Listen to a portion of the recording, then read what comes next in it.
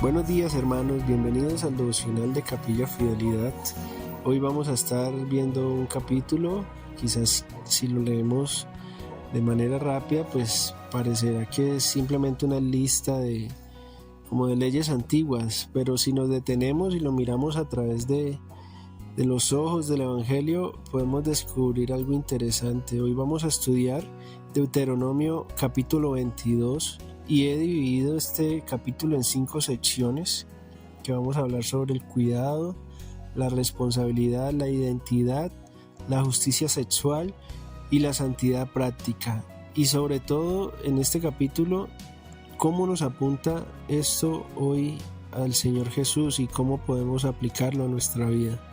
Así que le he puesto como nombre a este devocional Santidad en lo cotidiano. Entonces hablemos de la primera sección. A esta sección le he llamado Amar al prójimo en lo cotidiano.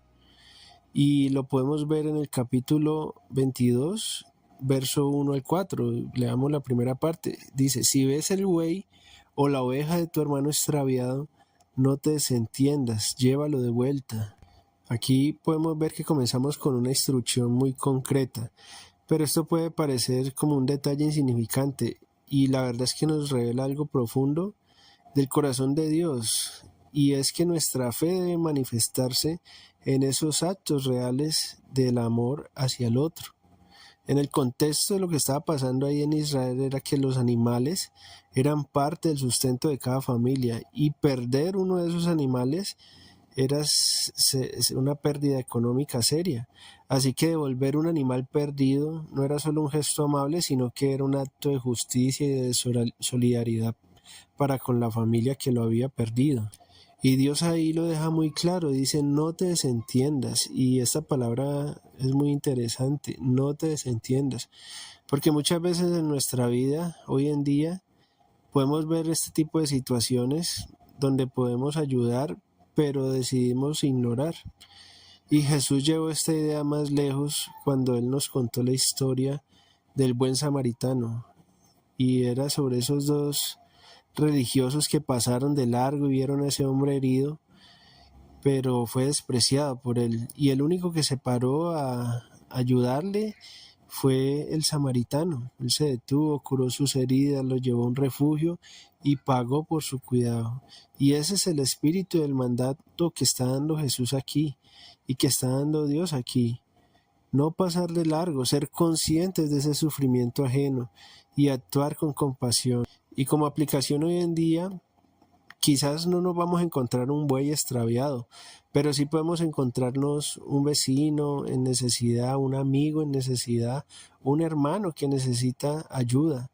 Y ese amor que podemos demostrar, podemos ayudarle a esa persona, podemos mostrar ese corazón y ese carácter de Dios, ayudando a nuestro hermano. En la sección 2 le he puesto vivir según el diseño de Dios. Esto lo podemos ver en el versículo 5. Aquí dice, no vestirá la mujer traje de hombre, ni el hombre vestirá ropa de mujer, porque abominación es al Señor tu Dios cualquiera que hace esto. Y yo puedo ver que este texto, aún en nuestros tiempos, puede sonar polémico, pero no se trata de como el legalismo o simplemente de superficiales ni de moda, sino que esto es un asunto de respetar y honrar el diseño que Dios ha dado al ser humano. Desde la creación, Dios formó al hombre y a la mujer con diferencias, complementarios ambos, portadores de la imagen de Dios, con roles, con formas y propósitos distintos, pero igual de valiosos. Y lo que podemos ver aquí en el contexto es que la ropa, en ese contexto, comunicaba la identidad, la función o el rol social que tenía cada quien. Y Dios aquí lo que establece es que no se debe haber esa confusión de esa identidad. Y Jesús mismo lo dijo en Mateo 19, cuando Él dijo, en el principio el Creador los hizo varón y hembra. Entonces en este caso no es cuestión de moda y de que estamos en tiempos modernos, sino que es una afirmación al valor de lo que Dios diseñó. Y hoy en el mundo donde la identidad de género es constantemente cuestionada por todo el mundo y redefinida, que hay tantas tantas identidades de género, este texto nos recuerda que nuestra identidad no está en lo que sentimos, sino en lo que Dios ha dicho sobre nosotros. Y como aplicación lo que podemos ver aquí es que yo creo que debemos de vivir con gratitud y honra hacia el cuerpo, el género y el diseño que Dios nos dio. En vez de estarnos comparando o desear otra identidad, yo creo que debemos de aprender a vernos como Dios nos ve a nosotros. En la sesión 3 le he llamado tener compasión aún con la creación. Esto está en los versos 6 y 7. Ahí dice, si encuentras un nido de aves, no tomes a la madre junto con los hijos. Y eso me parece muy curioso, es un mandato que Dios está dando y me parece que es sumamente importante. Y Dios aquí lo que enseña es una lección, yo creo que de misericordia y de respeto por la vida. Incluso en algo tan aparentemente insignificante como tomar esos huevitos de esos pichones de esa madre, y lo que hace Dios ahí es establecer límites para que nosotros no destruyamos la fuente de vida. Y esto nos habla de quizás una ética que va más allá del humano, y es Dios es el Señor de toda la creación, y nosotros como mayordomos tenemos la responsabilidad de cuidar. Jesús dijo, ni un pajarito cae de la tierra sin que el Padre lo sepa. Eso lo dice en Mateo 10:29. Y yo creo que Dios no es indiferente, inclusive Dios valora esa vida que es más pequeña. Como aplicación yo creo que podemos ver que en un mundo donde muchas veces se desprecia la vida humana como animal, este mandamiento lo que nos llama es a tener un respeto, una protección o equilibrio de lo que se debe ser como cristiano. Nosotros como cristianos tenemos también que ser buenos administradores de lo que Dios ha puesto en este mundo. En la cuarta sección le he puesto responsabilidad social y prevención del daño. Esto está en el verso 8. Este mandamiento dice, cuando edifiques tu casa harás un pretil, es una baranda, en tu azotea, para que no seas culpable de la sangre si alguien cae. Y yo veo aquí algo bien práctico y también espiritual al mismo tiempo. En ese tiempo las azoteas en Israel eran lugares donde la gente solía pasar mucho tiempo ahí y eso no tenía baranda. Entonces alguien podía caer y morir. Y Dios está diciendo aquí, piensa en los demás, no solo en tu comodidad. Y lo que puedo ver aquí es un principio y es de ser responsable nosotros de los posibles daños que podamos causar aún con nuestras decisiones o aún con nuestros descuidos hacia otras personas. Yo creo que a nosotros nos debe importar la vida de los demás tanto como la de nosotros. Y como aplicación puedo ver una serie de preguntas que podría hacerme. Yo diría que ¿hay algo en mi vida que pueda dañar a otros? ¿O una palabra irresponsable, una actitud, una negligencia de parte de mí? Dios nos llama a construir esas barandas en nuestra vida, o sea, como límites, cuidado, y eso prácticamente es la sabiduría de Dios para evitar todo este tipo de problemas. Y en la sección final le he puesto santidad y justicia sexual. Esto va desde el verso 13 al 30. Esta sección final del capítulo trata sobre temas yo creo que muy fuertes, sobre la virginidad, la fidelidad en el matrimonio, el consentimiento, habla también de violación y de la responsabilidad sexual. Y yo creo que Dios aquí deja algo claro, y es que la sexualidad no es algo trivial, es algo que Él considera profundamente sagrado y para nosotros también debería ser profundamente sagrado. El cuerpo humano, Él lo dice en el contexto de su palabra, es el templo, y esa intimidad aún fue creada por Él, pero para ese pacto en el matrimonio. Y hoy en día, en el mundo, como se trivializa el sexo, Dios nos dice, tu cuerpo no es objeto, no es mercancía, es sagrado. Y podemos ver que la ley en ese tiempo era muy clara y a veces inclusive dura. Y lo que buscaba era proteger tanto la dignidad como la justicia. Pero cuando Cristo vino, Él no abolió esa santidad, Él inclusive llevó esa santidad a un nivel mucho más profundo.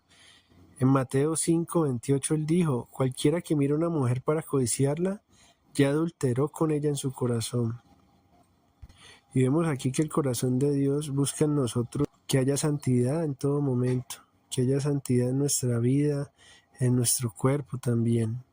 Inclusive cuando vino Jesús, no solamente vino a dar estas leyes, sino que también a cumplirlas, pero también por parte de nosotros a redimirnos cuando fallamos. En Juan 8 podemos ver cuando trajeron ante Jesús esa mujer que fue sorprendida en adulterio y que la ley decía, aquí la podemos ver en este capítulo, que ella tenía que morir, pero Jesús buscó ahí confrontar esa hipocresía de los que la estaban acusando. Recuerden que él dijo, el que esté libre de pecado que tire la primera piedra, y la miró a ella y también le dijo, ni yo te condeno, y le dijo, vete y no peques más. Y lo que podemos ver aquí un principio importante, y es que Cristo combina la verdad y la gracia, y Él no está minimizando aquí el pecado. Él lo que está ofreciendo aquí es perdón, dignidad y restauración. Está dando una oportunidad de que podamos arrepentirnos, así como esta mujer en su pecado Él buscaba que se arrepintiera. Y como aplicación es que Dios nos llama a vivir en esa pureza, no solo para evitar el pecado, sino para mirar y experimentar ese diseño real que Él ha dado a nosotros en el marco del matrimonio y todo lo que conlleva poder obedecer lo que Él dice en nuestro matrimonio. Y lo otro es que si hemos fallado, es que recordemos que en Cristo hay perdón y Él nos da libertad, inclusive nos da un nuevo comienzo. Y yo lo que puedo ver en estas 5 secciones es que Cristo fue ese cumplimiento perfecto de esa ley. Todo este capítulo nos confronta y la pregunta es ¿quién puede vivir con ese nivel de pureza y responsabilidad y justicia? Y yo creo que la única respuesta es Jesús, solo Él. Y lo que podemos ver es que Él no solo enseñó la ley, sino que Él la vivió perfectamente. Podemos ver que Él cuidó del prójimo, vivió con pureza, respetó a las personas, a las mujeres, protegió a los indefensos, honró a su Padre en todo, y aún así, luego de todo eso, murió en la cruz para cargar con toda la culpa de nosotros y regalarnos así justicia. En Romanos 8:4 dice que la justicia de la ley se cumple en nosotros, que no andamos según la carne, sino según el Espíritu. Entonces, gracias a Jesús, ahora no vivimos por temor a la ley, sino que vivimos por amor al Salvador, vivimos en esa gracia de Él, en esa misericordia. Y como conclusión, yo creo que este capítulo de Deuteronomio 22 no es solo una lista de reglas antiguas, sino que es ver una ventana del carácter de Dios. Él nos muestra un Dios ahí que se preocupa por lo grande, por lo pequeño, por el alma, por el cuerpo, por la justicia y la misericordia. Y yo creo que todo esto nos apunta a una sola persona, Jesús. Él es santo, es justo, es pastor, es redentor. Entonces, para finalizar, oremos. Señor, gracias por que tú viniste aquí a este mundo a vivir esa vida que yo no podía vivir. Gracias por cumplir esa ley, Señor, por mostrarnos el camino de la santidad, por cuidarnos cuando estábamos extraviados, por ayudarnos a vivir con responsabilidad, a respetar tu diseño, a amar al prójimo, a honrarte en cada aspecto de mi vida. Y gracias porque cuando fallo tú me recuerdas que tú ya pagaste el precio y me restauras con gracia, Señor. Gracias por tu amor, por tu bendición, y te doy la gloria a ti, Señor. En el nombre de Cristo Jesús. Amén.